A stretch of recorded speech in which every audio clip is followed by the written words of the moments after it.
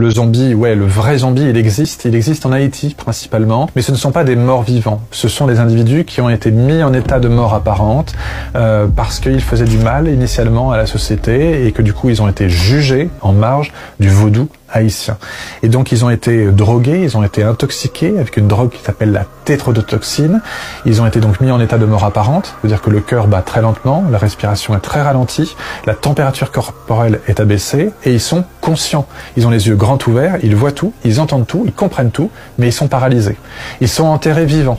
D'accord, le jour même généralement, donc ils assistent à leurs propres funérailles et généralement on vous sort dans la nuit, hein, vous êtes enterré vers 4-5 heures de l'après-midi et vers 2-3 heures du matin à peu près ou peut-être minuit, vous êtes sorti de votre sépulture, donc profanation de sépulture, là on vous met la tête en bas pour faire réaffluer un petit peu le sang dans le cerveau, on vous donne des antidotes partiels de ce qu'on vous a donné pour vous mettre dans cet état de mort apparente et puis ensuite on vous change votre nom, votre prénom et vous allez vivre une vie d'esclave littéralement des temps modernes à l'autre bout de l'île, dans un champ de canne à sucre, dans une usine, dans une rizière.